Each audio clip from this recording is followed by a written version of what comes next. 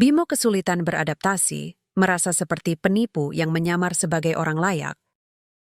Pagi itu, seperti ribuan pagi sebelumnya, aku terbangun bukan oleh suara alarm, melainkan oleh deru knalpot bus kota yang melaju kencang di Jalan Hayam Wuruk. Udara Jakarta pagi hari selalu membawa campuran aroma yang sulit dilupakan. Bau asap knalpot, sisa gorengan dari warung nasi yang buka sejak subuh, dan sedikit lembab dari embun yang tak sempat menguap karena beton kota menutupi tanah. Aku membuka mata perlahan. Punggungku masih menempel pada ubin dingin emper toko elektronik yang tutup rapat. Selimutku hanyalah jaket compang-camping berwarna abu-abu yang dulu kubeli dari pasar loak dengan uang receh hasil mengumpulkan botol bekas. Namaku Bimo Prasetyo. Umurku 32 tahun, tapi wajahku terlihat jauh lebih tua. Mata cekung, kulit kusam, dan rambut yang tak pernah benar-benar rapi karena sisir adalah barang mewah yang tak selalu kumiliki. Aku bukan pengemis. Aku tak pernah meminta-minta. Tapi aku juga bukan pekerja tetap. Aku hidup di celah-celah masyarakat yang tak punya tempat untuk orang seperti aku. Kadang aku jadi tukang angkat barang di pasar Tanah Abang, kadang jadi penjaga parkir liar di dekat stasiun, kadang hanya duduk diam sambil menatap langit, berharap ada sesuatu yang berubah. Tempat tinggalku? Kalau kau tanya alamat, aku tak punya. Tapi kalau kau tanya di mana aku pulang setiap malam, jawabannya selalu sama. Emper toko nomor 47 di Jalan Hayam Wuruk, Jakarta Pusat. Di sanalah aku tidur, makan, dan kadang menangis diam-diam saat hujan turun deras dan air menggenang sampai ke pinggang. Aku memilih tempat ini karena aman, tak terlalu gelap, tak terlalu ramai.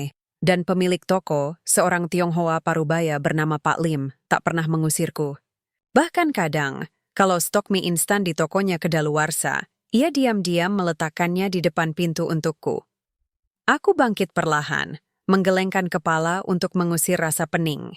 Tanganku gemetar sedikit, mungkin karena lapar, atau mungkin karena dingin yang masih menyisa di tulang. Aku merapikan jaketku, menyisir rambut dengan jari, lalu mengambil botol air mineral bekas yang kugunakan sebagai tempat minum. Airnya masih cukup. Aku minum pelan-pelan, menikmati setiap teguk seperti orang kaya menikmati kopi mahal di kafe. Lalu, seperti biasa, aku duduk di trotoar, bersandar pada dinding toko, dan menatap lalu lintas pagi. Mobil-mobil mewah melaju cepat, membawa para eksekutif ke kantor mereka. Aku tak iri. Aku hanya heran. Bagaimana rasanya bangun di kasur empuk, mandi air hangat, lalu sarapan dengan tenang sebelum menghadapi dunia. Apakah mereka pernah merasa takut hanya karena hari ini hujan dan besok mungkin tak ada tempat berteduh? Tapi di antara semua mobil itu, ada satu yang selalu menarik perhatianku. Sebuah mobil sedan hitam mengilap, mungkin Lexus atau Mercedes, aku tak tahu pasti, yang selalu melambat di depan tokoku setiap pagi sekitar pukul 7. Di solik gelap aku bisa melihat siluet seorang wanita. Rambutnya panjang, rapi, disanggul rapi di belakang kepala. Ia selalu memakai blazer putih atau krem, dan kadang-kadang saat lampu merah menyala, ia menoleh ke arahku. Aku tak tahu kenapa. Mungkin aku hanya khayal. Tapi sejak 3 minggu lalu, ia mulai melambat lebih lama. Bahkan sekali, aku bersumpah melihat matanya menatapku langsung. Bukan pandangan jijik atau kasihan, tapi sesuatu yang lebih dalam. Seperti mengenali. Hari ini, mobil itu kembali. Aku duduk seperti biasa, kaki bersila, tangan memegang roti sisa yang kudapat dari penjual nasi uduk tadi pagi.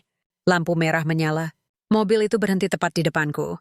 Jantungku berdetak sedikit lebih cepat entah kenapa. Lalu sesuatu yang tak pernah terjadi sebelumnya terjadi. Pintu penumpang depan terbuka. Wanita itu turun. Aku terpaku. Ia mengenakan setelan blazer krem dengan rok pensil hitam, sepatu hak rendah yang elegan, dan tas tangan kulit coklat muda. Rias wajahnya minimalis tapi matanya tajam dan akrab. Sangat akrab. Seperti mata yang pernah kulihat di masa kecil, di balik senyum polos di halaman sekolah. Ia berjalan mendekatiku, langkahnya tenang tapi pasti. Aroma parfumnya samar, bunga melati mungkin. Aku menunduk, malu. Jaketku kompang camping, celanaku robek di lutut, dan rambutku pasti berantakan. Aku ingin kabur, tapi kakiku tak bisa bergerak. "Hai," katanya. Suaranya lembut tapi tegas. "Kamu tinggal di sini?" Aku mengangguk pelan masih menatap tanah. "Namamu siapa?" "Bimo," jawabku pelan, hampir berbisik. Ia diam sejenak. Lalu dengan suara yang bergetar sedikit, ia berkata, "Bimo Prasetyo." Aku mendongak. Matanya membelalak, seolah baru saja melihat hantu atau malaikat. Tetapi bukan itu yang membuatku terkejut. Yang membuatku terkejut adalah cara ia mengucap namaku, seperti mengingat sesuatu yang lama hilang. Kamu mengenaliku? Tanyaku ragu. Ia tersenyum, tapi senyum itu penuh beban. Aku rasa iya, tapi... mungkin aku salah. Aku tak tahu harus berkata apa.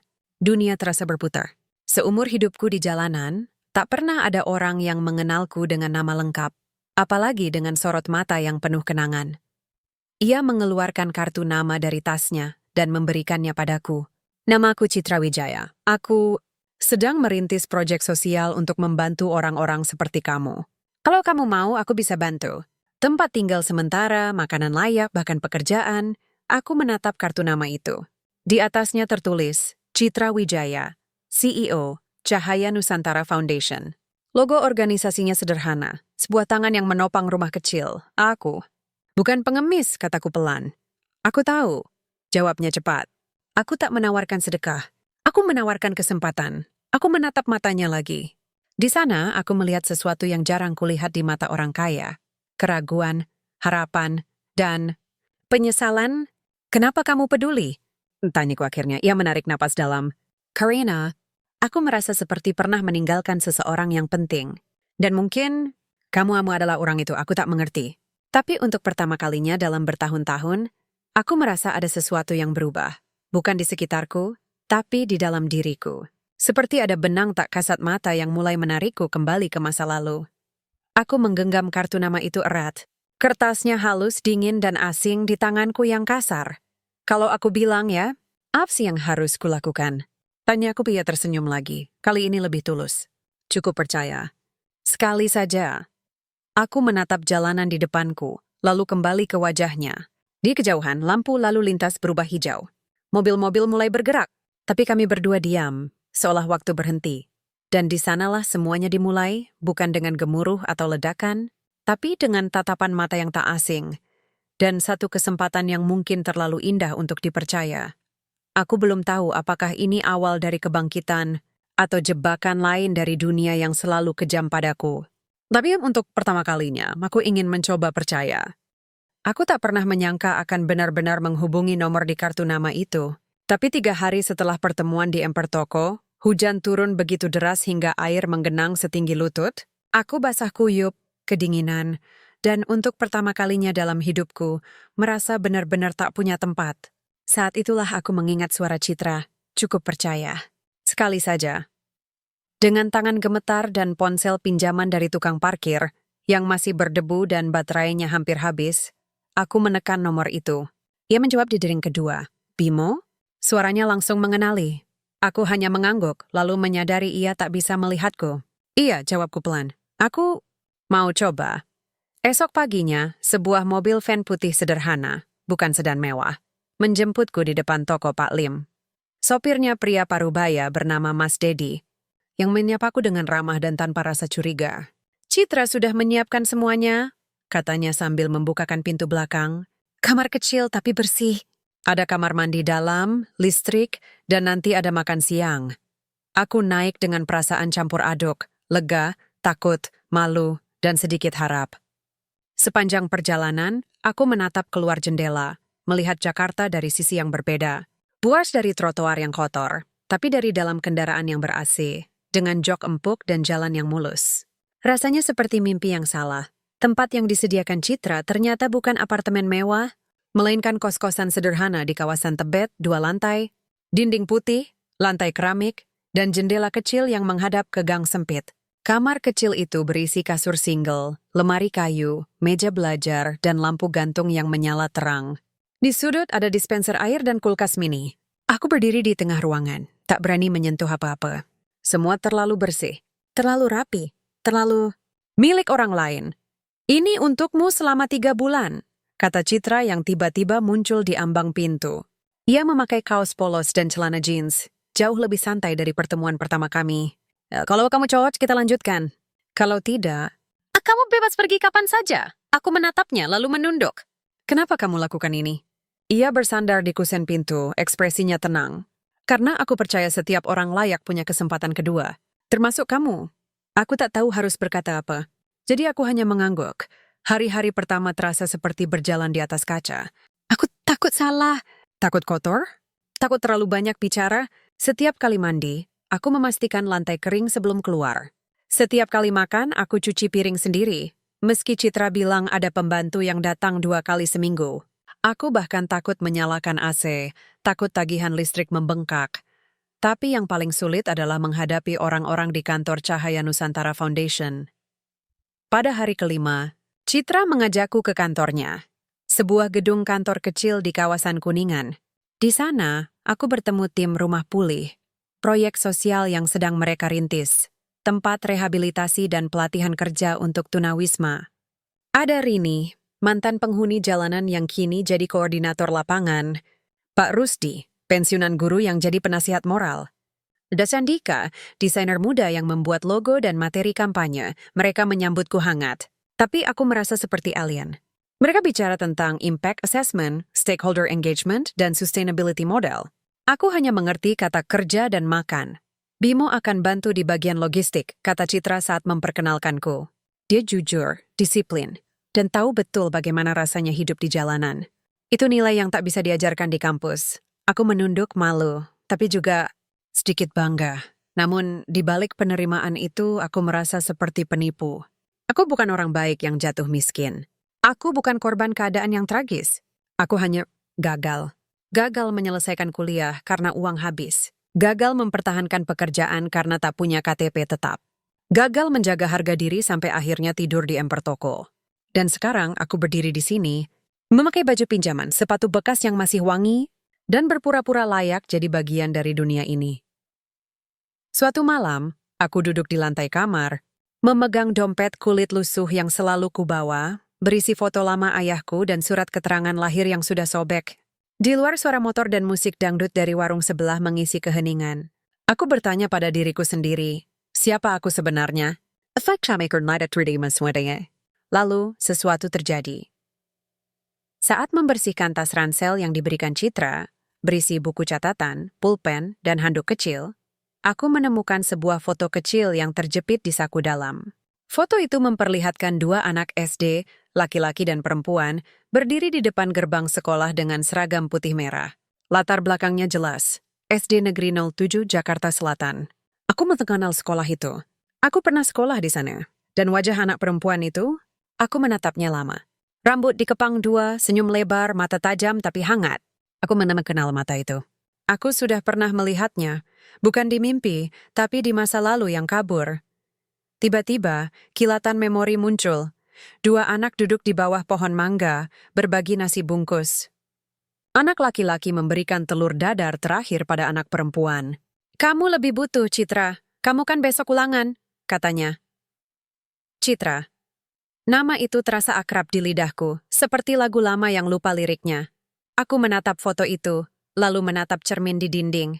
Wajahku kini lebih bersih, rambut dipotong rapi, tapi matanya tetap sama. Mata yang pernah menatap dunia dengan polos, sebelum kekecewaan dan kehilangan mengaburkannya. Apakah ini kebetulan? Atau sesuatu yang lebih dalam? Aku tak tahu. Tapi untuk pertama kalinya sejak lama, aku merasa ada benang yang mulai menyambung. Antara masa lalu yang kubuang dan masa depan yang ditawarkan. Masih ragu, masih takut, tapi aku mulai ingin tahu siapa sebenarnya Citra bagiku dan siapa aku baginya. Pagi itu aku bangun lebih awal, bukan karena terbiasa, tapi karena takut terlambat. Ini hari ke-7 aku resmi bekerja di Cahaya Nusantara Foundation. Dan meski tugas utamaku hanya mengatur stok sembako dan alat kebersihan untuk calon penghuni rumah pulih, aku merasa seperti sedang menjalani ujian hidup. Setiap gerakan harus tepat, setiap kata harus diukur. Aku tak ingin mengecewakan mereka, terutama Citra. Aku memakai kemeja lengan panjang yang diberikan Mas Dedi, bekas tapi masih bagus, dan celana kain hitam yang tak terlalu ketat. Sebelum keluar, aku berdiri di depan cermin kecil di kamar mandi, merapikan rambut dengan jari, lalu menarik napas dalam. "Kamu bukan penggemit," bisikku pada bayanganku sendiri. "Kamu sedang diberi kesempatan. Jangan sia-siakan." Di kantor, suasana pagi selalu ramai. Rini sudah datang lebih dulu, mengatur jadwal pelatihan keterampilan, menjahit, memasak, servis elektronik, untuk para calon peserta program. Pak Rusdi duduk di sudut, membaca koran sambil sesekali memberi nasihat pada staf muda yang terlalu gegabah. Andika sibuk di laptop, mendesain brosur kampanye digital dengan tagline. Rumah pulih, kembali berdiri. Bukan sekadar berteduh, aku langsung menuju gudang kecil di belakang gedung, ruang sempit yang kini jadi tanggung jawabku. Di sana aku penghitung ulang stok beras, minyak goreng, sabun mandi, dan selimut. Semuanya harus dicatat rapi di buku log. Aku tak punya latar belakang akuntansi, tapi aku tahu satu hal, kejujuran dimulai dari hal kecil. Jadi aku catat semuanya, sampai satu bungkus mie instan yang kugunakan untuk sarapan tadi pagi. Kamu teliti banget. Ya, kata Rini tiba-tiba muncul di ambang pintu, membawa 2 gelas kopi tubruk dari warung sebelah. Aku tersenyum kecil. Kalau nggak dicatat, nanti lupa. Dan kalau lupa, bisa jadi salah ambil. Ia menyerahkan 1 gelas padaku. Kamu beda dari yang lain. Mereka biasanya malah minta lebih. Kamu malah catat yang dipakai sendiri. Aku menyesap kopinya, pahit, panas, dan akrab. Rasanya seperti kopi di warung dekat stasiun dulu. Aku tahu rasanya nggak punya. Dadiana pada nggak mau ambil yang bukan hakku. Rini menatapku sejenak, lalu mengangguk pelan. Citra benar soal kamu. Dia bilang apa? Bahwa kamu punya integritas. Bahkan saat dunia nggak adil, kamu tetap berdiri lurus. Aku menunduk, malu. Tapi dalam hati aku bersyukur. Bukan karena dipuji, tapi karena akhirnya ada yang melihat, bukan hanya kotoran di bajuku, tapi isi hatiku. Sore harinya, Citra mengajakku jalan-jalan ke lokasi calon rumah pulih. Sebuah lahan kosong di pinggir kali Pesanggerahan, dulu bekas pabrik tekstil yang bangkrut. Di sana kami berdiri di atas tanah berdebu, dikelilingi rerumputan liar dan sisa-sisa tembok beton yang retak. Inilah tempatnya, katanya, suaranya penuh semangat. Nanti di sini akan ada asrama, dapur umum, ruang pelatihan, bahkan taman kecil untuk anak-anak. Aku menatap lahan itu. Di mataku, aku melihat lebih dari sekadar tanah kosong. Aku melihat tempat di mana orang-orang seperti aku bisa kembali bernapas, tanpa takut diusir, tanpa malu karena bau badan, tanpa harus bersembunyi saat hujan. Kamu yakin ini bisa jadi kenyataan? Tanyaku pelan. Iya, jawabnya tanpa ragu. Asal kita percaya. Kami duduk di atas balok kayu bekas, menatap matahari terbenam yang memerah di balik gedung-gedung Jakarta. Dalam keheningan itu aku memberanikan diri. Citra, di tas kamu, aku nemu foto lama. SD Negeri 07, kamu dan anak laki-laki. Ia menoleh padaku, matanya membesar sedikit. Kamu lihat itu? Aku mengangguk. Aku pernah sekolah di sana. Kelas 4-6. Ayahku kerja di bengkel dekat situ. Kami tinggal di gang sempit. Rumah dari triplek dan seng. Ia diam lama. Lalu perlahan dia tersenyum-senyum yang penuh kenangan. Kamu ingat aku? Aku baru mulai ingat. Tapi matamu, aku kenal. Dulu kamu satu-satunya yang nggak ngejek aku karena sepatuku bolong. Ia tertawa kecil, tapi ada getar di suaranya. Kamu selalu bawa bekal nasi putih doang. Tapi kalau aku bawa telur, kamu selalu bagi separuh. Aku terkejut. Kamu ingat itu? Bagaimana mungkin lupa? Kamu bilang, Ma Citra, kamu butuh protein buat mikir. Aku cuma butuh kenyang. Ia menatapku, matanya berkaca-kaca. Aku kira kamu udah pergi jauh, atau enggak ada lagi. Aku menunduk. Ayahku sakit. Ibu pergi. Aku coba bertahan. Tapi hidup enggak semudah di kelas 4. Ia menggenggam lenganku sebentar. Hangat, lembut, tapi tegas. Maaf aku enggak tahu. Kalau aku tahu, kamu enggak salah, potongku cepat. Kamu punya hidupmu sendiri. Tapi dalam hati aku bertanya, kenapa kamu pergi tanpa kabar? Pertanyaan itu kusimpan rapat. Karena untuk pertama kalinya, aku merasa punya seseorang yang mengenali. Bukan sebagai gelandangan, tapi sebagai Bimo yang dulu. Malam itu, pulang ke kamar, aku tak langsung tidur. Aku duduk di lantai, mengeluarkan dompet lusuhku, dan menatap foto ayahku. Aku ketemu teman lama ya, bisiku. Dia baik, dan dia ingat aku. Besoknya di kantor, Citra memperkenalkanku pada tim sebagai mitra inti proyek rumah pulih. Bukan karyawan, bukan relawan, tapi mitra. Kata itu terasa berat, tapi juga membanggakan. Namun, di tengah kehangatan itu, ada sesuatu yang mengganjal. Saat rapat internal, Andika menunjukkan hasil survei lokasi. Ada masalah, Mbak, katanya serius. Tanah itu ternyata masuk dalam rencana pengembangan grup Dharma Persada. Mereka udah ajukan izin ke Pemda untuk bangun apartemen mewah. Citra mengerutkan dahi. Itu lahan kosong bertahun-tahun. Tiba-tiba sekarang mereka mau ambil? Kayaknya mereka baru sadar lokasinya strategis, dekat tol, dekat stasiun, sahut Rini. Aku diam tapi hatiku berdebar. Aku tahu siapa grup Dharma Persada. Nama itu sering muncul di koran, perusahaan properti besar yang dikenal agresif menggusur kampung demi proyek mewah. Mereka tak peduli pada rakyat kecil. Bagi mereka tanah bukan tempat tinggal tapi komoditas. Kita harus cepat, kata Citra tegas. Ajukan izin sosial, galang dukungan warga, dan pastikan lahan ini dilindungi. Aku menatap peta di layar. Di sana, lahan itu hanya titik kecil. Tapi bagiku, itu adalah harapan. Bukan hanya untukku, tapi untuk ratusan orang yang masih tidur di emper toko, kolong jembatan, dan trotoar Jakarta. Dan untuk pertama kalinya, aku merasa punya sesuatu yang layak diperjuangkan. Bukan hanya untuk bertahan hidup, tapi untuk berarti. Sejak hari itu, hari ketika Citra dan aku duduk di atas balok kayu di lahan kosong sambil mengenang masa kecil, segalanya terasa berbeda. Bukan hanya karena aku kini punya tempat tinggal, pekerjaan, atau bahkan teman, tapi karena untuk pertama kalinya dalam hidupku, aku merasa dikenali. Bukan sebagai si gembel di Hayam Wuruk, bukan sebagai kasus sosial, tapi sebagai Bimo, anak laki-laki yang dulu berbagi nasi dengan Citra di bawah pohon mangga sekolah. Aku mulai lebih percaya diri di kantor. Aku masih diam, masih malu bicara di rapat besar, tapi kalau diminta pendapat soal kebutuhan penghuni jalanan, suaraku tak lagi gemetar. Aku tahu apa yang mereka butuhkan. Bukan hanya makanan atau selimut, tapi rasa aman, harga diri, dan ruang untuk kembali percaya pada manusia. Kita harus bikin sistem body, usulku suatu hari saat rapat. Setiap calon penghuni punya teman yang udah lewat masa sulit. Biar nggak merasa sendirian, Citra menatapku, lalu tersenyum. Itu ide bagus, Bimo. Kamu yang pimpin program itu. Aku terkejut. Tapi aku belum pernah ngelola tim. Kamu nggak perlu ngelola, potongnya lembut. Kamu cukup jadi dirimu sendiri. Nah, udah cukup. Dan memang itu cukup. Dalam 2 minggu, aku sudah mengenal 5 calon penghuni rumah pulih. Seorang mantan tukang becak yang lumpuh karena kecelakaan, seorang ibu muda yang kabur dari suami kasar, 2 remaja putus sekolah, dan seorang pensiunan guru yang kehilangan rumah karena utang.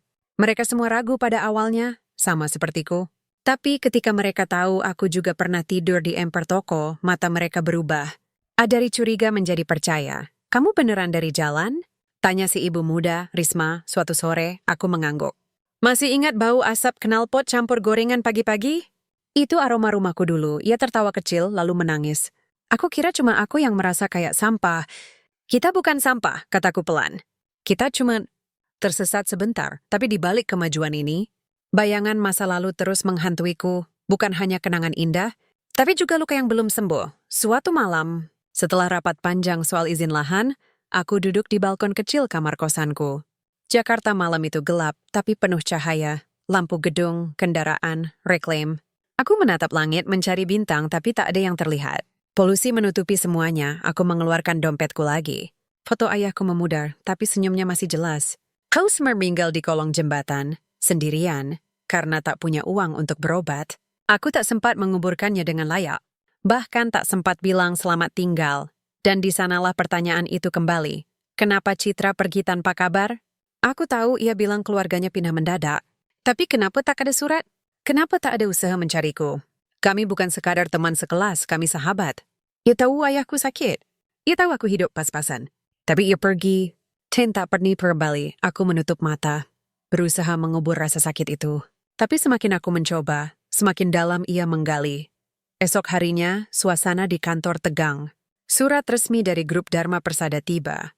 Peringatan hukum bahwa lahan yang kami incar berstatus sengketa, dan mereka menuntut Cahaya Nusantara Foundation menghentikan segala aktivitas di sana. Mereka main cepat, geram Citra, melempar surat itu ke meja.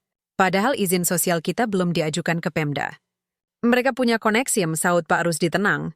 Tapi kita punya rakyat. Itu senjata paling kuat. Aku diam tapi hatiku berontak. Aku tahu betapa kejamnya dunia ini pada orang kecil. Aku pernah diusir dari emper toko hanya karena pemiliknya takut mengurangi nilai properti. Aku pernah dipukuli preman bayaran gara-gara tidur di dekat proyek pembangunan. Dan sekarang, rumah pulih harapan terakhir bagi banyak orang, terancam oleh kekuatan yang tak bisa kami lawan dengan uang atau pengaruh. Kita harus cari bukti bahwa lahan itu memang kosong bertahun-tahun, kataku pelan.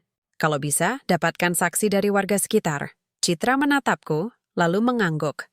Kamu benar. Kita mulai besok. Tapi sebelum kami sempat bertindak, sesuatu yang tak kuduga terjadi. Saat pulang dari kantor, aku melihat seorang pria berdiri di depan kosanku. Tinggi, rapi, berjas mahal, dan wajahnya tegas. Ia menatapku seperti melihat sesuatu yang menjijikkan. Kamu Bimo? Tanyanya, suaranya dingin. Aku mengangguk waspada. Ia tersenyum sinis. Aku Dion Wijaya, mantan tunangan Citra. Jantungku berhenti sejenak.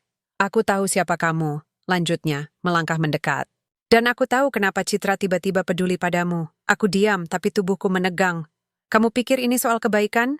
Dion tertawa pendek. Ini soal rasa bersalah. Citra meninggalkanmu dulu tanpa jejak saat kamu paling butuh bantuan. Sekarang dia cuma mau menebus dosanya. Kau cuma proyek penebusan, Bimo. Bukan manusia. Aku menatapnya, darahku mendidih. Tapi aku tak berkata apa-apa. Karena di lubuk hatiku yang paling dalam, aku tahu Smyer mungkin benar. Malam itu aku tak bisa tidur. Kata-kata Dion terus berputar di kepala. Proyek penebusan. Bukan manusia, dan untuk pertama kalinya sejak aku mengenal Citra kembali, aku merasa ragu. Apakah semua kebaikannya tulus? Atau hanya bayangan penyesalan yang sedang mencari tempat untuk mendarat? Dion Wijaya bukan tipe orang yang datang sekadar mengancam lalu pergi. Ia datang untuk menghancurkan. Perlahan, sistematis, dan dengan senyum dingin yang lebih tajam dari pisau. Sehari setelah pertemuan di depan kosanku, ia muncul di kantor Cahaya Nusantara Foundation. Bukan sebagai tamu, tapi seolah-olah ia bagian dari dunia ini. Jas rapi, dasi sutra, jam tangan yang harganya mungkin lebih mahal dari seluruh isi gudang logistikku. Ia langsung menuju ruang rapat, tempat kami sedang membahas strategi menghadapi surat peringatan dari grup Dharma Persada. Maaf ganggu, katanya dengan suara tenang yang penuh otoritas. Tapi ini penting. Citra terkejut melihatnya. Dion, apa yang kamu lakukan di sini? Aku datang sebagai penasihat hukum grup Dharma Persada, jawabnya, lalu menatapku dengan tatapan yang membuatku ingin mengecil. Dan dia sebagai senioris yang peduli padamu. Ruangan jadi hening. Rini menatapku dengan khawatir. Pak Rusdi mengernyit. Andika menunduk, seolah tahu badai akan datang. Citra bangkit dari kursinya. Kalau kini soal lahan, kita bisa bicara lewat jalur resmi. Tapi jangan bawa urusan pribadi ke sini. Dion tersenyum, senyum yang penuh racun. Tapi ini memang urusan pribadi, Citra, karena kamu tak pernah jujur pada orang ini. Ia menunjukku. Kamu tak pernah bilang kenapa kamu tiba-tiba peduli padanya. Aku menatap Citra. Matanya berkilat, bukan marah, tapi takut. Takut ketahuan, Citra? Panggilku pelan. Ia menarik napas dalam lalu berkata, Bimo, ini bukan waktunya. Bukan waktunya? Potong Dion, suaranya meninggi. Kapan waktunya? Setelah kamu pakai dia sebagai alat penebusan dosa? Setelah kamu bangun Citra wanita dermawan di atas penderitaannya? Dion, kukup! Bentak Citra, tapi Dion tak berhenti. Ia berjalan mendekatiku. Berdiri tepat di depanku, matanya menatap lurus ke dalam jiwaku. Dengar baik-baik, Bimo, katanya pelan, tapi tajam. Dulu waktu ayahmu sakit parah, kamu pergi ke rumah Citra. Kamu minta bantuan. Tapi Citra sudah pergi. Keluarganya dapat beasiswa ke Singapura. Mereka kabur diam-diam, tanpa pamit, tanpa kabar. Kamu pulang dengan tangan hampa. Ayahmu mati seminggu kemudian, aku terpaku? Kenangan itu menghantamku seperti palu godam. Ya, aku ingat. Hujan deras. Aku berlari ke rumah Citra. Basah kuyup, memohon bantuan untuk biaya rumah sakit. Tapi rumah itu gelap. Pintunya terkunci. Tetangga bilang mereka pergi tiba-tiba, malam sebelumnya. Aku kembali ke kolong jembatan, memeluk ayahku yang batuk darah, dan menangis sampai suaraku habis. Citra tahu semua itu, lanjut Dion. Suaranya kini lebih rendah tapi lebih menusuk. Tapi ia memilih diam. Ia memilih sukses, karier, kehidupan mewah, dan melupakanmu. Sekarang tahu setelah jadi orang kaya, dia merasa bersalah. Jadi ia cari kamu.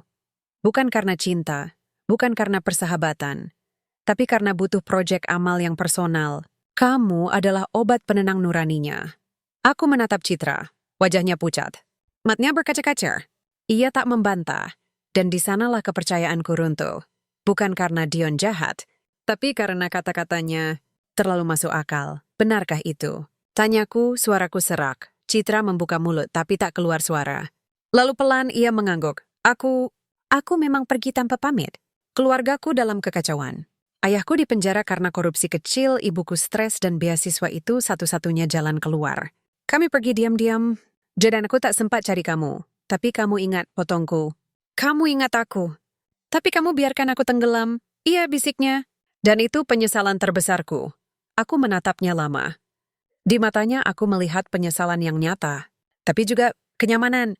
Karena sekarang dengan membantuku, ia bisa tidur nyenyak lagi. Jadi semua ini karena rasa bersalah? Tanyaku, ia tak menjawab.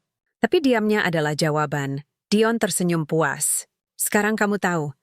Kamu bebas memilih. Tetap jadi boneka penebusannya. Atau kembali ke tempatmu, jalanan.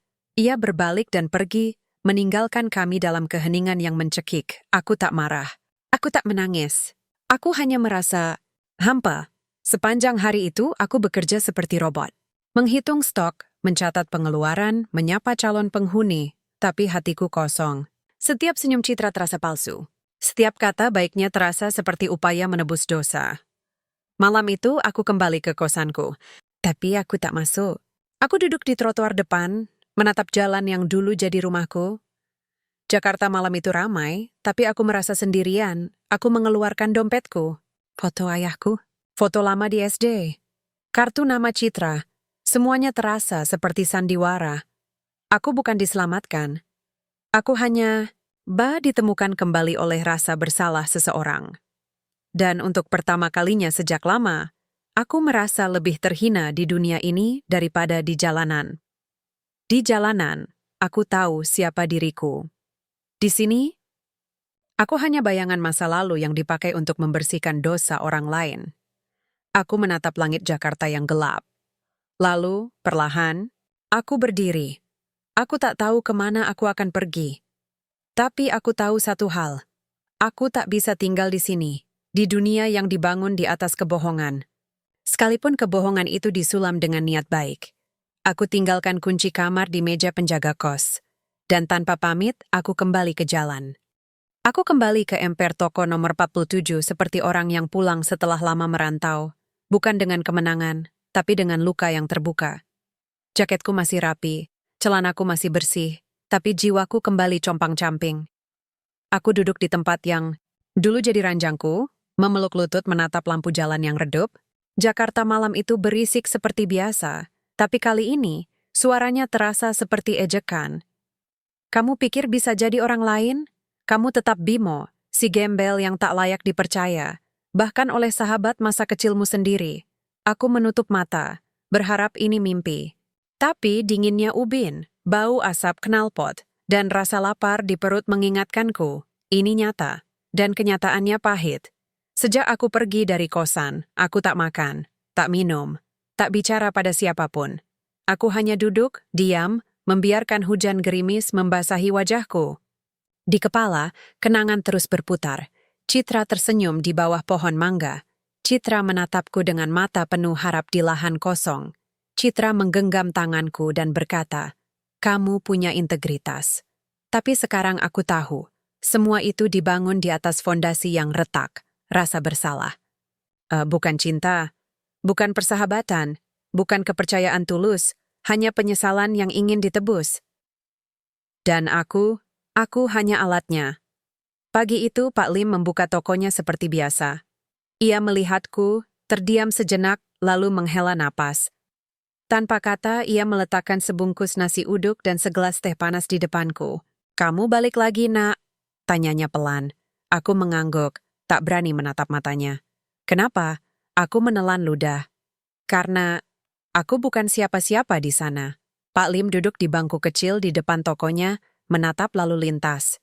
Dulu, waktu aku masih muda, aku pernah dikasih kesempatan kerja di Singapura.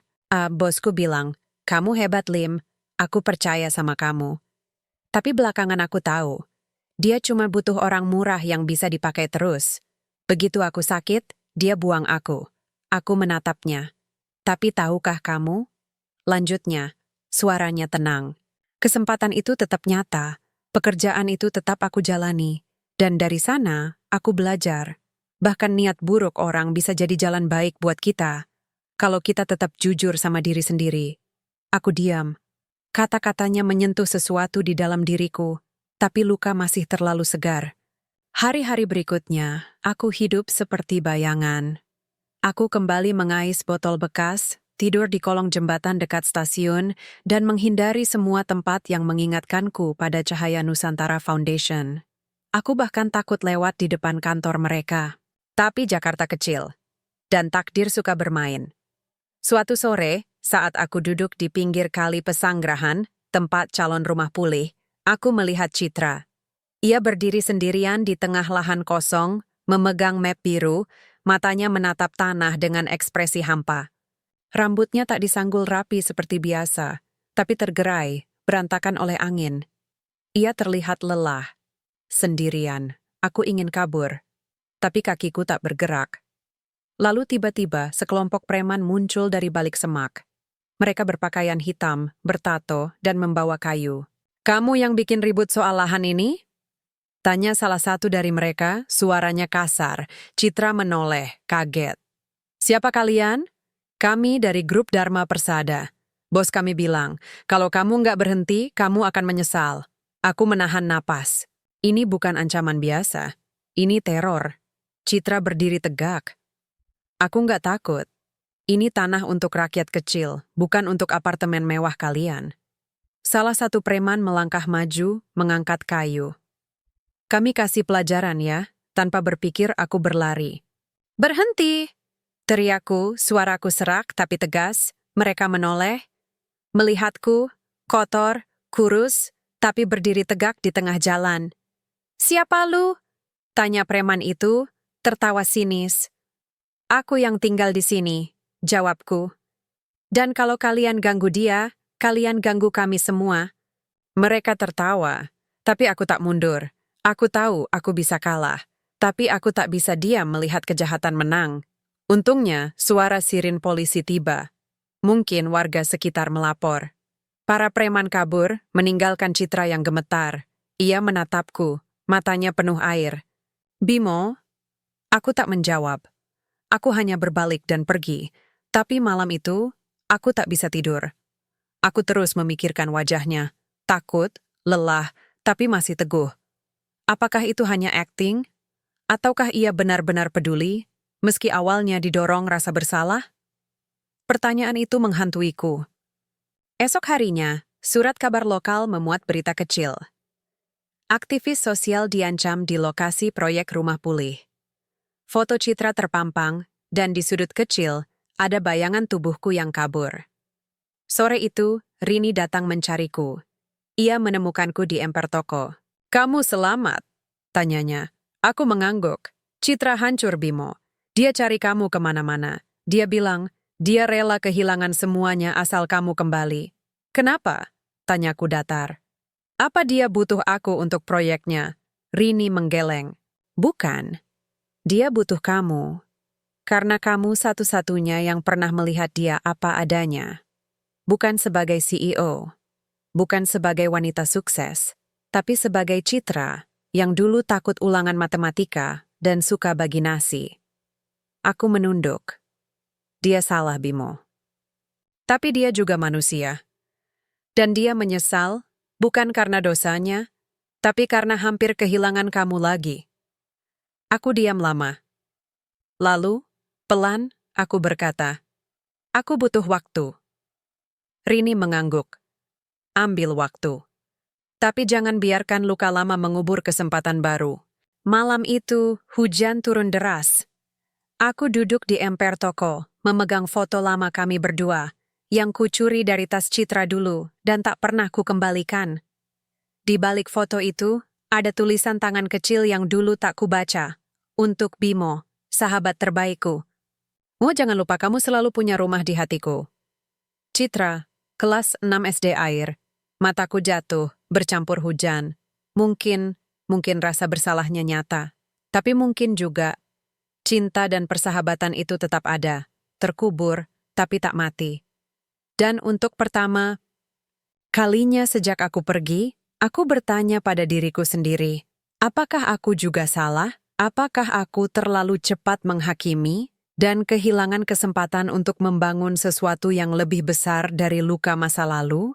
Hujan berhenti menjelang subuh, tapi udara Jakarta tetap lembab, berat, seperti napas orang yang menahan tangis terlalu lama. Aku masih duduk di emper toko, jaketku basah, tubuhku kedinginan, tapi pikiranku justru lebih jernih dari sebelumnya. Kata-kata Rini terus berputar di kepala. Jangan biarkan luka lama mengubur kesempatan baru. Aku menatap foto lama di tanganku, 2 anak kecil yang tersenyum polos. Tak tahu dunia akan memisahkan mereka dengan jurang bernama nasib. Citra menulis bahwa aku punya rumah di hatinya. Tapi apakah hati cukup? Atau apakah aku butuh kepastian bahwa ia melihatku bukan sebagai beban masa lalu, tapi sebagai manusia utuh di masa kini? Aku belum tahu jawabannya. Tapi yang pasti, aku tak bisa terus bersembunyi. Karena di luar sana, ada orang-orang yang butuh rumah pulih lebih dari aku butuh jawaban. Sore itu, aku pergi ke stasiun Sudirman. Bukan untuk mengemis, bukan untuk tidur, tapi untuk mencari Arman, anak jalanan berusia 11 tahun yang sering kujumpai dulu. Ia biasa jualan tisu, tapi kemarin seorang preman menculiknya, katanya dijual ke pabrik ilegal di Bekasi. Aku tak punya bukti, tapi instingku bilang, ini ulah grup Dharma Persada. Mereka tak hanya ingin mengusir, tapi menakuti, sampai tak ada yang berani mendukung proyek kami. Aku bertanya ke penjajah koran, tukang parkir, bahkan petugas keamanan stasiun. Semua diam, takut. Tapi akhirnya seorang nenek penjual jamu memberitahuku. Anak itu dibawa ke gudang tua di belakang pasar Cipulir. Mereka bayar preman buat bersihkan jalanan. Tanpa pikir panjang aku pergi ke sana. Gudang itu gelap, bau anyir, dan dipagari kawat berduri. Aku menyelinap lewat celah tembok retak. Di dalam suara tangisan anak terdengar samar. Aku mengintip. Arman diikat di kursi, wajahnya lecet, tapi matanya masih berapi. Di sudut ruangan, 2 preman sedang main kartu, sambil tertawa kasar. Bos bilang, besok dia dikirim ke pabrik. Nggak usah kasih makan, biar nurut. Darahku mendidih. Aku bukan petarung. Aku tak punya senjata, tapi aku punya satu hal yang mereka tak punya. Alasan untuk melawan. Aku mengambil batu besar di dekat tumpukan sampah, lalu melemparkannya ke atap seng gudang. Dog! Suara keras menggema. Siapa di luar? Teriak salah satu preman. Mereka keluar, waspada. Saat itulah aku menyelinap masuk, melepaskan tali Arman, lalu menariknya keluar lewat pintu belakang. Lari! Bisikku. Kami berlari sekuat tenaga.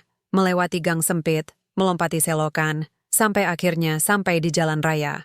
Arman menangis tapi tangannya erat menggenggamku. Kak Bimo, kamu datang. Aku menarik napas dalam. Aku janji, gak akan biarkan kamu sendirian lagi. Malam itu, aku bawa Arman ke rumah singgah milik gereja di Tebet, tempat yang dulu pernah kusinggahi. Pastor Yohanes menyambut kami dengan hangat, memberi makanan dan selimut. Kamu berani, Bimo, katanya. Tapi jangan lupa, keberanian tanpa rencana bisa jadi bunuh diri. Aku mengangguk. Aku tahu, tapi kalau nggak ada yang berani, siapa yang akan melindungi mereka? Esok paginya, aku kembali ke kantor Cahaya Nusantara Foundation. Bukan sebagai karyawan, bukan sebagai mitra, tapi sebagai Bimo yang punya sesuatu untuk dikatakan. Citra sedang duduk di ruangannya, wajahnya pucat, mata bengkak. Ia terkejut melihatku. Bimo, aku tak duduk. Aku berdiri di depan mejanya, tegak. Aku selamatkan anak jalanan tadi malam, kataku datar. Dia hampir diculik, dan aku yakin ini ulah orang yang sama yang mengancammu. Ia menatapku lalu perlahan berdiri. Kenapa kamu kembali? Bukan karena kamu, jawabku jujur. Tapi karena proyek ini, karena orang-orang yang butuh tempat pulang. Aku udah gak peduli kenapa kamu mulai deh, tapi sekarang ini bukan soal kamu atau aku. Ini soal mereka, matanya berkaca-kaca. Aku tahu aku salah. Tapi aku juga tahu, kamu adalah satu-satunya orang yang bisa memimpin ini dengan hati yang benar-benar bersih. Aku menatapnya lama. Pelan aku berkata, kalau kamu mau lanjut, kita mulai dari nol. Tanpa rahasia, tanpa rasa bersalah. Kita bangun rumah pulih bukan untuk menebus dosa, tapi untuk memberi harapan. Ia mengangguk, air matanya jatuh. Aku setuju, hari itu kami mengadakan rapat darurat. Aku ceritakan soal Arman. Tim terguncang, tapi juga marah. Rini langsung menghubungi jaringan LSM. Pak Rusdi menghubungi tokoh agama dan warga sekitar. Andika membuat kampanye darurat di media sosial. Selamatkan rumah pulih sebelum anak jalanan jadi korban berikutnya. Dan untuk pertama kalinya, aku merasa bukan lagi korban tapi pelindung. Aku kembali ke kosan yang dulu kutinggalkan. Kunci masih di meja penjaga. Aku masuk, melihat kamar yang rapi, tempat tidur yang belum kusentuh sejak aku pergi. Aku duduk di tepi kasur, menatap langit-langit, api di dalam diriku tak padam. Ia hanya butuh angin kebenaran untuk menyala kembali. Dan sekarang, aku siap membakar kegelapan, bukan dengan amarah, tapi dengan kejujuran, integritas, dan keyakinan bahwa setiap manusia layak punya rumah, bahkan di hati yang pernah retak. Malam itu Jakarta hening seperti menahan napas. Aku duduk di bangku kayu di stasiun Palmerah, tempat yang dulu sering jadi saksi bisu malam-malam panjangku.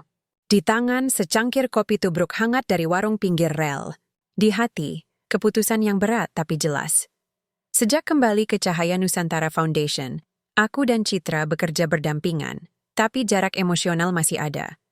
Kami bicara soal logistik, izin lahan, strategi kampanye, tapi tak pernah menyentuh luka yang menganga di antara kami. Sampai tadi siang, ia datang ke gudang logistik, tempat aku sedang mengatur sumbangan selimut dari donatur.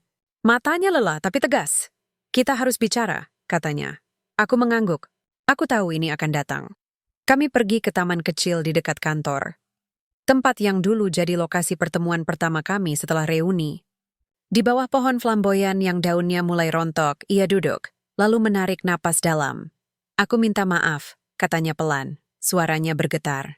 Bukan cuma karena pergi dulu, tapi karena aku menyembunyikan alasan sebenarnya kenapa aku kembali mencarimu. Aku menatapnya. Aku tahu. Karena rasa bersalah. Ia mengangguk. Awalnya iya, tapi lama-lama bukan itu lagi. Aku melihatmu membantu Risma tanpa pamrih. Aku lihat kamu rela tidur di kantor demi pastikan stok makanan cukup. Aku lihat kamu berdiri di depan preman demi lindungi aku. Padahal aku yang menyakitimu. Ia menatapku, matanya berkaca-kaca. Aku jatuh cinta lagi, Bimo. Bukan pada kenangan, tapi pada pria yang tetap jujur meski dunia menghinanya. Yang tetap baik meski pernah dikhianati. Yang rela kembali ke jalanan demi prinsipnya. Aku diam. Kata-katanya menusuk, bukan karena pahit, tapi karena terlalu jujur. Tapi aku nggak minta kamu memaafkan aku karena aku mencintaimu. Lanjutnya. Aku minta kamu memaafkan aku. Karena aku manusia yang salah, dan aku ingin memperbaiki itu, bukan sendirian, tapi bersamamu. Angin berhembus pelan, membawa daun kering jatuh di antara kami. Aku menatap wajahnya, tak ada topeng, tak ada Citra CEO, hanya Citra, perempuan yang dulu berbagi nasi denganku, dan kini berbagi penyesalan. Aku menarik napas dalam. Dulu, waktu ayahku sekarat, aku berlari ke rumahmu dalam hujan, kataku pelan. Aku bukan minta uang. Aku cuma minta kamu temani aku. Tapi rumahmu gelap. Aku pulang sendirian. Ia menunduk, air matanya jatuh ke tanah. Aku benci kamu waktu itu, lanjutku. Tapi sekarang, aku ngerti. Kamu juga korban keadaan. Kamu juga kehilangan masa kecilmu. Aku menatap langit. Tapi maaf itu nggak bisa dipaksakan. Dan aku butuh waktu. Ia mengangguk. Aku ngerti. Tapi, sambungku, menatapnya lagi. Aku juga nggak mau biarkan masa lalu menghancurkan masa depan. Bukan cuma milikku, tapi milik ratusan orang yang butuh rumah pulih. Aku berdiri, lalu menawarkan tanganku. Kalau kamu mau, mari kita bangun ini bersama, bukan sebagai penyelamat dan yang diselamatkan, tapi sebagai mitra. Sejajar, jujur, tanpa rahasia. Ia menatap tanganku, lalu tersenyum, senyum pertama yang benar-benar lega sejak lama. Ia menggenggam tanganku erat. Iya, katanya, dari awal lagi. Dan di sanalah aku membuat pilihan. Bukan karena aku lupa, tapi karena aku percaya bahwa manusia bisa salah, tapi juga bisa berubah, bahwa luka bisa jadi fondasi, bukan penghalang, bahwa cinta sejati bukan yang sempurna, tapi yang tetap bertahan meski retak. Esok harinya, kami mengadakan pertemuan terbuka di lahan rumah pulih. Warga sekitar, tokoh agama, perwakilan LSM, bahkan jurnalis datang. Aku berdiri di depan mereka semua, bukan dengan jas mahal, tapi dengan kemeja lusuh dan suara yang jujur. Saya Bimo Prasetyo, kataku, suaraku mantap. Dulu saya tidur di emper toko. Sekarang saya berdiri di sini bukan karena saya hebat, tapi karena ada orang yang percaya. Meski saya sendiri sempat kehilangan kepercayaan. Aku menatap Citra di antara kerumunan. Ia tersenyum bangga. Rumah pulih bukan proyek amal. Ini gerakan. Gerakan untuk mengingatkan bahwa setiap manusia punya hak untuk pulang, ke rumah, ke harga diri, ke masa depan. Tepuk tangan menggema. Tapi yang paling berarti bagiku adalah tatapan Arman di barisan depan. Matanya berbinar, penuh harap. Malam itu setelah semua pulang, aku dan Citra duduk di atas balok kayu yang sama seperti dulu. Kamu yakin ini jalan yang benar? Tanyanya. Aku menatap bintang yang akhirnya terlihat di langit Jakarta. Mungkin karena hujan membersihkan polusi, atau mungkin karena hatiku akhirnya tenang. Nggak ada jalan yang benar, jawabku.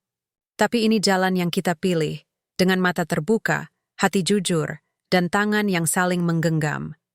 Ia bersandar pelan di bahuku.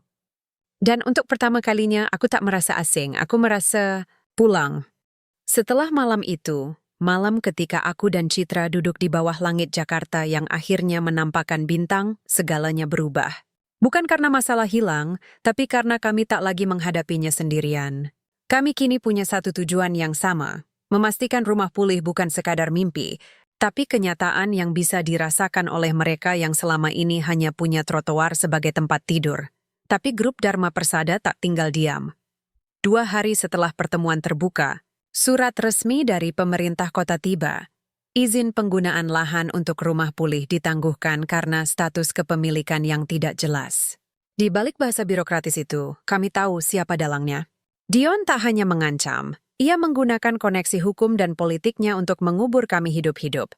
Mereka main kotor, geram Rini saat rapat darurat di kantor. Padahal kita sudah kumpulkan tanda tangan 500 warga sekitar. Pak Rusdi menatap peta lahan dengan dahi berkerut. Mereka nggak peduli pada rakyat kecil. Bagi mereka, tanah ini cuma angka di laporan keuangan. Aku diam, tapi hatiku bergolak. Aku tahu betapa sulitnya melawan sistem yang sudah dirancang untuk melindungi yang berkuasa. Tapi aku juga tahu satu hal. Rakyat kecil punya senjata yang tak dimiliki korporasi, suara kolektif, kejujuran dan keberanian untuk berdiri bersama. Kalau mereka main hukum, kataku pelan, kita main hati, semua menatapku. Kita galang dukungan publik, bukan cuma di media sosial tapi di jalan. Kita ajak warga, tokoh agama, guru, bahkan anak-anak sekolah. Kita tunjukkan bahwa rumah pulih bukan proyek kami, tapi milik Jakarta. Citra menatapku, lalu tersenyum. Kamu jadi jago pidato ya? Aku menggeleng. Bukan pidato. Ini kebenaran. Dan kami mulai. Dalam seminggu, Jakarta dipenuhi poster sederhana bertuliskan, rumah pulih, hak setiap anak jalanan untuk pulang. Anak-anak sekolah menggambar mural di tembok kosong dekat lahan. Ibu-ibu arisan menggalang donasi beras dan pakaian. Bahkan Mas Dedi, sopir van kami, mengajak sesama pengemudi ojek online membagikan selebaran di setiap penumpang. Aku sendiri pergi ke masjid, gereja, dan kelenteng bertemu tokoh agama, menjelaskan misi kami. Tak semua setuju, tapi banyak yang tergerak. Kami dukung, kata Ustadz Fauzi di Masjid Al-Ikhlas. Karena Nabi bersabda, barang siapa memudahkan kesulitan saudaranya, Allah seakan memudahkan urusannya di dunia dan akhirat. Di gereja Santo Yusuf, Pastor Yohanes mengatakan hal serupa, kasih bukan hanya kata tapi tindakan, dan kalian sedang bertindak. Tapi puncaknya terjadi saat kami mengadakan aksi damai di depan balai kota. Lebih dari 1.000 orang datang, mantan tunawisma, ibu rumah tangga, pelajar, buruh, bahkan pensiunan polisi. Mereka membawa spanduk, foto anak jalanan, dan bunga melati, simbol kemurnian niat. Aku berdiri di atas truk kecil, mikrofon di tangan, jantung berdebar. Di depanku, wajah-wajah yang dulu kubayangkan sebagai orang lain, kini bersatu untuk satu tujuan. Saya bukan pejabat, kataku. Suaraku menggema di antara kerumunan. Saya bukan pengusaha. Saya dulu tidur di emper toko, makan sisa, dan takut mati sendirian di kolong jembatan. Keheningan menyelimuti. Tapi hari ini, saya berdiri di sini bukan untuk meminta belas kasihan. Saya di sini untuk mengingatkan, Jakarta bukan hanya milik yang punya mobil mewah dan apartemen tinggi. Jakarta juga milik Arman, Risma, Pak Ruslan, dan jutaan orang yang tak punya suara. Tepuk tangan menggema. Tapi yang paling mengharukan adalah ketika Arman maju, naik ke truk, dan berdiri di sampingku. "Kak Bimo, selamatkan saya," katanya dengan suara kecil tapi tegas. "Sekarang saya mau jadi guru. Biar anak-anak kayak saya nggak takut mimpi." Air mataku hampir jatuh. Di antara kerumunan, aku melihat Citra. Matanya berkaca-kaca, tapi senyumnya bangga. Esok harinya, berita aksi damai itu menjadi viral. Media nasional memberitakan, rakyat Jakarta bersatu selamatkan rumah pulih. Bahkan Menteri Sosial turun tangan, memerintahkan Pemda segera proses izin lahan. Tapi Dion tak menyerah. Ia menghubungi Citra langsung. "Kamu menang kali ini," katanya dingin lewat telepon. "Tapi ingat, dunia ini bukan soal benar atau salah. Dunia ini soal siapa yang punya kekuatan." Citra menjawab dengan tenang, "Kekuatanmu uang. Kekuatan kami, manusia." Dan benar saja, 2 minggu kemudian, sidang mediasi di Balai Kota digelar. Di satu sisi, tim hukum grup Dharma Persada dengan jas mahal dan dokumen tebal. Di sisi lain, kami, Citra, aku, Pak Rusdi, Rini, dan perwakilan warga dengan map sederhana berisi surat dukungan, foto, dan daftar nama calon penghuni rumah pulih. Aku diminta bicara terakhir. Saat itu, aku tak bicara soal hukum. Aku hanya bercerita. Aku cerita tentang ayahku yang mati sendirian. Aku cerita tentang malam-malam di emper toko, berharap besok ada makanan. Aku cerita tentang Arman yang hampir diculik. Dan aku cerita tentang Citra, sahabat masa kecil yang kembali. Bukan untuk menyelamatkanku, tapi untuk mengingatkanku bahwa aku layak diselamatkan. Di akhir, aku berkiraan kalian bisa ambil tanah ini. Tapi kalian tak bisa ambil harapan kami. Karena harapan itu lahir bukan dari beton, tapi dari hati manusia yang saling peduli. Ruangan hening. Lalu ketua mediasi mengangguk perlahan. Lahan ini, katanya, akan dialokasikan sebagai aset sosial untuk program pemberdayaan tunawisma. Rumah pulih resmi dilindungi oleh pemerintah kota Jakarta. Tepuk tangan meledak. Citra memelukku erat.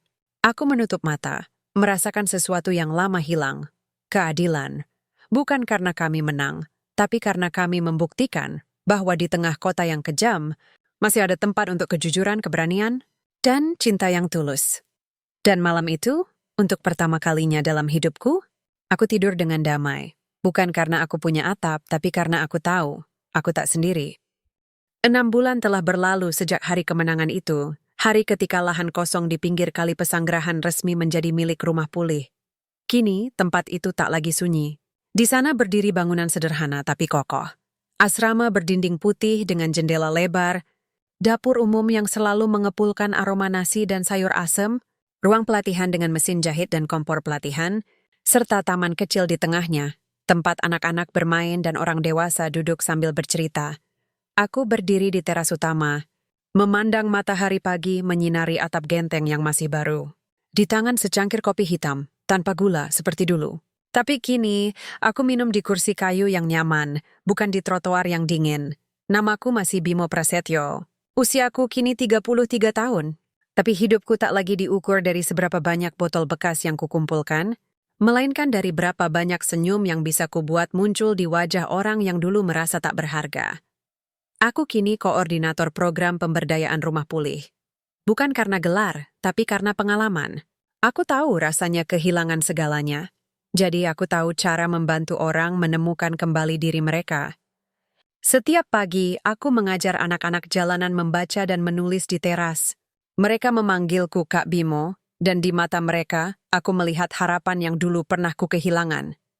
Di belakangku, pintu terbuka. Citra keluar, membawa 2 piring nasi uduk dari warung langganan kami. "Sarapan?" tanyanya sambil tersenyum. Aku mengangguk, lalu duduk di sampingnya. Kami makan dalam keheningan yang nyaman. Bukan keheningan yang kosong, tapi yang penuh pengertian. Kami tak perlu banyak bicara. Kami sudah melewati badai, dan kini menikmati tenangnya pelabuhan. Hubungan kami tak seperti dalam sinetron. Tak ada cinta yang berlebihan. Tak ada drama yang dipaksakan. Kami mitra dalam pekerjaan, dalam visi, dan dalam hati. Kadang kami bertengkar soal anggaran. Kadang kami tertawa sampai perut sakit saat Arman mencoba masak nasi gosong. Tapi yang paling penting, kami jujur, selalu. "Besok acara peresmian gedung pelatihan," katanya sambil mengunyah. "Menteri datang lagi. Semoga nggak cuma foto-foto doang," sahutku ia tertawa. Kali ini dia janji bawa dana lanjutan. Aku mengangguk. Tapi yang kuharapkan bukan dana, tapi kesinambungan. Aku ingin rumah pulih tak jadi proyek sesaat, tapi gerakan yang hidup selamanya. Sore itu, aku pergi ke makam ayahku. Di TPU Karet Bifak, kuburan sederhana tanpa nisan mewah, hanya batu kecil dengan namanya terukir kasar. Aku bawa bunga melati dan foto terbaru. Aku, Citra, Arman, Risma, dan tim rumah pulih, tersenyum di depan gedung yang kini penuh kehidupan. Aku letakkan foto itu di atas kuburannya, lalu berbisik pelan, "Aku pulang ya." Bukan ke rumah dari Triplek dan Seng, tapi ke rumah yang dibangun dari kejujuran, pengkampunan dan cinta yang tulus. Malam itu, di rumah pulih kami mengadakan acara kecil, makan malam bersama semua penghuni. Ada nasi liwet, ayam goreng, sambal terasi, dan es kelapa muda. Anak-anak tertawa, ibu-ibu bercerita, dan Pak Ruslan, mantan tukang becak yang kini jadi penjaga keamanan, memainkan gitar sambil menyanyikan lagu lawas. Aku duduk di sudut, memandang mereka semua. Di mata mereka, aku tak melihat rasa malu, takut, atau putus asa. Aku melihat keberanian, harga diri. Harapan Citra duduk di sampingku, bahunya menyentuh bahuku. "Kamu bangga?" Tanyanya pelan. Aku menatap langit Jakarta. Kini lebih bersih, lebih tenang, seolah kota ini juga belajar untuk bernapas perlahan. "Bukan bangga," jawabku, "tapi bersyukur. Karena aku akhirnya mengerti, rumah bukan hanya atap dan dinding. Rumah adalah tempat di mana luka boleh sembuh, di mana masa lalu boleh diakui, tapi tak mengikat, di mana manusia boleh jatuh, tapi selalu punya tangan yang siap menariknya bangun. Dan di sanalah aku menemukan rumahku yang sebenarnya, bukan di emper toko, bukan di apartemen mewah, tapi di antara mereka yang pernah kehilangan segalanya dan masih mabir bermimpi. Esok pagi, seperti biasa, aku akan bangun lebih awal. Aku akan menyapu, teras menyiapkan kopi, lalu duduk di bawah pohon flamboyan yang kini tumbuh subur di taman rumah, pulih dan menunggu anak-anak datang dengan buku di tangan dan mimpi di mata. Karena tugasku bukan menyelamatkan mereka, tugasku adalah mengingatkan mereka, kamu layak, kamu berharga, dan kamu punya rumah di sini di antara kami.